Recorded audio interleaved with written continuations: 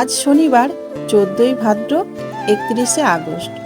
তো সকাল থেকেই ভিডিওটা শুরু করলাম বন্ধুরা। আমি প্রীতিলতা, আমার সাথে সারাদিন আপনারা অবশ্যই থাকুন আর পুরো ব্লগটা ওয়াচ করতে থাকুন। তো সকালবেলা উঠেই আগে আমি ছাদে চলে আসি।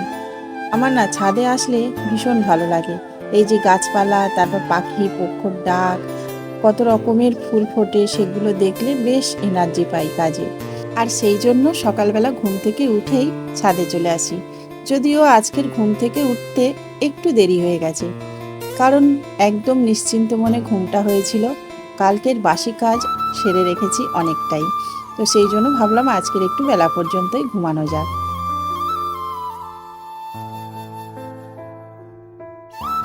সকাল হতেই এই যে ছাদে চলে আসে আপনাদের দাদাও, আর গাছ ভর্তি আজকে ঢ্যাঁড়স হয়েছে। দেখে তো একদম লোভ সামলাতে পারছে না, বলছে আমি আজকে ঢ্যাঁড়স তুলি। তো আমি বললাম ঠিক আছে, তুমি আজকে ঢ্যাঁড়স তোলো, আমি একটু ভিডিও করি।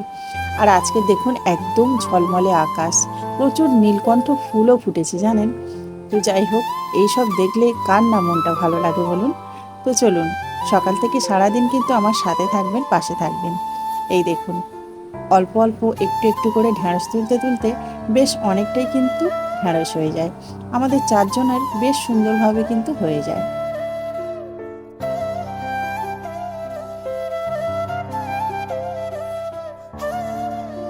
কিছু জামা কাপড় ভিজেছিল, ভাবলাম ছাদে এসেছি যখন ওগুলোকে এখন মেলে দিই রোদ্দুরে। এত রোদ্দুর পড়েছে, 5-10 মিনিট তাই রাখতে হবে না, একদম শুকিয়ে কাঠ হয়ে যাবে। তো চলুন সকালবেলাকার কাজে হাত দিলাম। আর বাসি কাজ বলতে ওই বাসন মাজা, ঘর ঝাড় দেওয়া, মোছা, এগুলো না হয়ে গেছে, রাত্রেবেলা করে রেখেছিলাম।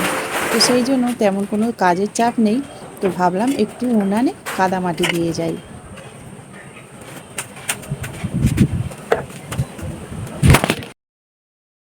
সকাল থেকে ফুল এনার্জি নিয়ে কাজগুলো করছিলাম, আর সাথে সাথে ভিডিও করছিলাম। আপনারা কি কিছু বুঝতে পারলেন? হ্যাঁ, আমার ফোনটা ভেঙে গেছে জানেন তো।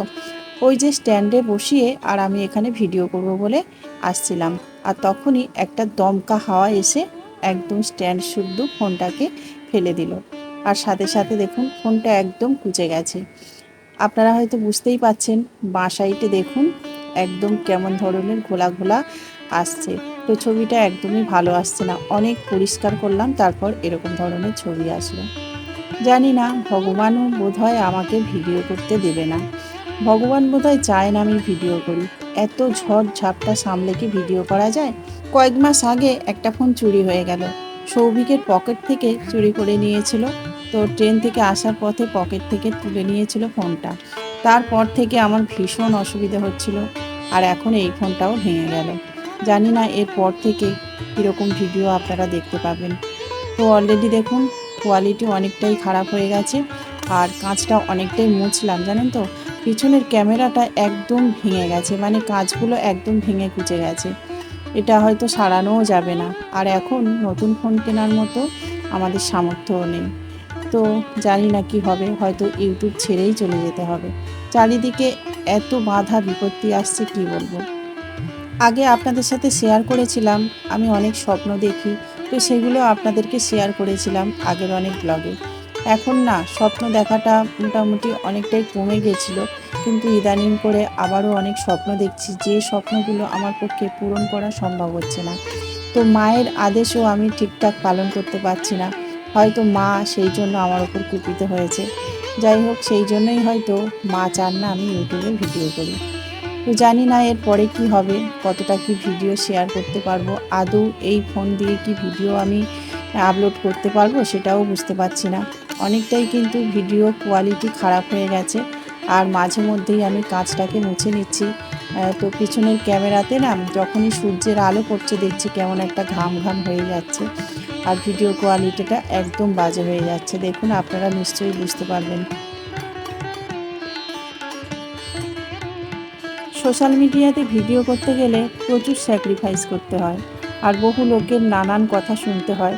তো সব কিছু সহ্য করে কিন্তু আমি ইউটিউবে এসেছি, আর আমার বেস্টটাকে দেওয়ার চেষ্টা করছি। কিন্তু কি বলুন তো, আপনাদের হয়তো পছন্দ হচ্ছে না, বা সেই জন্যই হয়তো আমার ভিডিওতে ভিউজটা আসছে না। তো যদি আমার ভুল ত্রুটিগুলো আপনারা একটু কমেন্ট করে বলেন, তাহলে কিন্তু আমি খুবই উপকৃত হই। তো আমি তো সারাদিন যা যা করি সেগুলোই তুলে ধরি, কারণ আমাদের মতো গৃহবধূরা খুব একটা বেড়াতেও যায় না, আর খুব একটা অন্য কিছু দেখাতে পারে না। তো আমরা বাড়িতে যা যা করি সেগুলোই তুলে ধরি। তো সেগুলো যদি আপনাদের ভালো লাগে তাহলে কিন্তু আমাদের ভিডিও বানানো সার্থক হয়। আর এই দেখুন না, এত বাধা বিপত্তির মধ্যে আমি কিন্তু ভিডিও বানিয়ে থাকি। আমার মতো অনেকেই ভিডিও বানিয়ে থাকে। এই ভিডিওর পিছনে অনেকটাই খাটনি থাকে। যারা ডেলি ব্লগ করেন তারা তো অবশ্যই জানেন এর পিছনে কতটা খাটুনি থাকে। তো আমি একা হাতে সমস্ত দিকটাই সামলাই, মানে আমার সংসার সামলাই, আবার এদিকে ইউটিউবটাকেও সামলাই। তো প্রচুর কষ্ট হয় জানেন তো। আর এই কষ্টের মধ্যে যদি একটু ভালো কমেন্ট পাই বা একটু ভালো ধরনের ভিউজ পাই, তখন কিন্তু আমার মন আনন্দে ভরে ওঠে। তখন মনে হয় যে আমার এতটা খাটুনি বিফলে যায়নি। তো সেই রকমভাবে যদি আপনারা পাশে থাকেন তাহলে কিন্তু আমার খুব ভালো লাগে। তো এই দেখুন না, ফোনটার অবস্থা খারাপ, তা সত্ত্বেও কিন্তু আমি ভিডিও করা ছাড়িনি। জানি এই ফোনটা যদি চলে যায় তাহলে হয়তো আমাকে ইউটিউব ছেড়ে চলে যেতে হবে।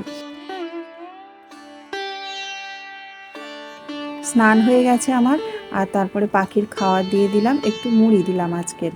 আর জানেন তো, সেই সময় প্রচণ্ড পরিমাণে বৃষ্টি নামলো। মুড়িগুলো দিলাম অ্যালবেস্টারের চালে, বোধহয় ধুয়ে চলে যাবে। তো যাই হোক, এদিকে দেখুন আমি তাড়াতাড়ি করে জামা কাপড়গুলো তুলে নিচ্ছি। এই সবেমাত্র এখানে শুকাতে দিলাম কিছু ভিজে জামা, আর তার সাথে শুকনো জামাগুলোও কিন্তু দেখুন ভিজে গেল। তো যাই হোক, আজকে খুব তাড়াতাড়ি ভোগ জলটা দিয়ে আর রান্নাবান্না চাপাতে হবে।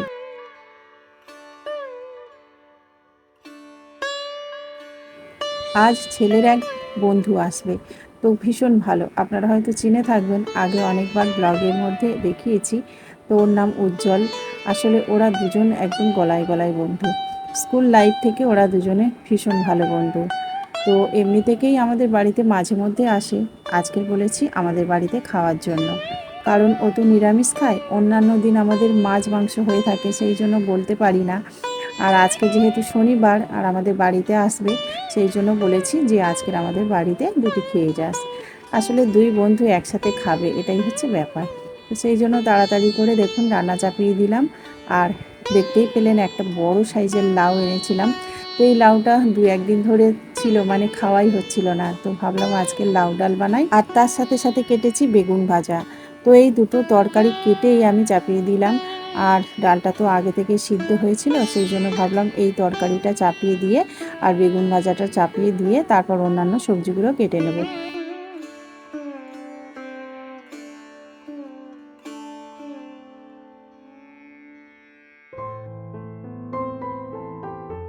আমি একা হাতে সমস্ত কাজ করি, সেই জন্য সমস্ত কিছু জোগাড় করে তারপর রান্না করতে গেলে না অনেকটাই দেরি হয়ে যায়।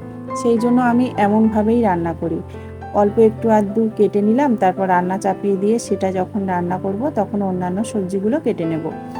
তো এইরকমভাবেই সমস্ত সবজিগুলো কাটলাম। আর আজকে দেখতেই পাচ্ছেন ডালটা হলো লাউ দিয়ে, তারপরে হলো বেগুন ভাজা, তারপর আলু উচ্ছে ভাজা ভেজে নিয়েছি, তারপরে যে কেটে নিয়েছিলাম পটল।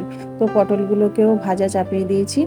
আর গাছের যে ঢ্যাঁড়সগুলো তুলেছিলাম, তো সেগুলোকে আজকে চচ্চড়ি বানাবো। চচ্চড়ি বলতে আজকে সর্ষে বাটা দিয়ে বানাবো। অল্প ঢ্যাঁড়স, তাও কিন্তু দেখুন প্রতিদিন প্রায় খাওয়া হচ্ছে। তো যাই হোক, এই যে ঢ্যাঁড়সের তরকারিটা চাপিয়ে দিলাম, আর একটু সর্ষে বাটাটা এই যে জলটা ঢেলে তারপর যতক্ষণ ফুটবে ততক্ষণে বেটে নিয়েছি। ওই যে দেখুন সর্ষে বাটাটা দেওয়া হয়ে গেল। আর একটু ছোলা ভিজিয়ে দিয়েছিলাম, একটু বাঁধাকপি কিনেছিলাম সেটাই করব বলে। তো ছোলা দিয়ে তারপর বাঁধাকপির তরকারিটা চাপিয়ে দিলাম। তো মোটামুটি একা হাতে তো করতে হয়, সেই জন্য খুব তাড়াতাড়ি কাজগুলো করি। আর জানেন তো, কাজ করতে করতে একটা অভ্যাসে পরিণত হয়ে যায়।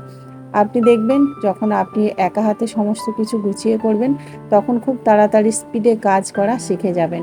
আমি আগে না প্রচুর ধীর গতিতে কাজ করতাম, আর এখন এত স্পিডি কাজ হয়ে গেছে যে আমার কাছে কেউ তাড়াতাড়ি কাজ করে পারে না। তো যাই হোক বন্ধুরা, কারা আমার মতো বাঁধাকপির তরকারিটা এরকমভাবে গ্লাস দিয়ে ভালোভাবে মেখে নেন, সেটা আমাকে একটু কমেন্ট করে বলবেন। তো ওই দেখুন আমার তো সমস্ত রান্না বান্না কমপ্লিট হয়ে গেছে, এখন ছেলে আর ছেলের বন্ধু খেতে বসলো।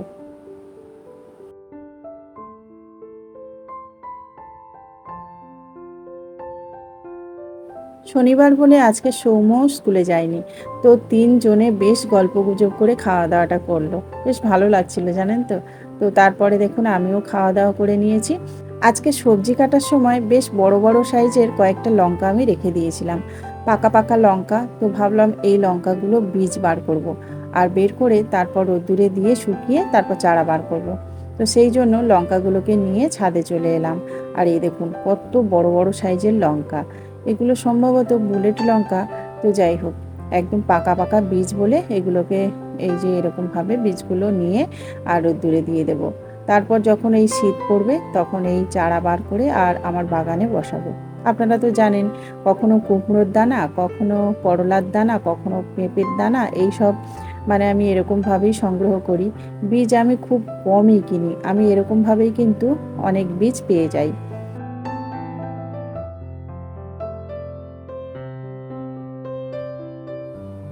তারপর বসলাম উনুন তৈরি করতে।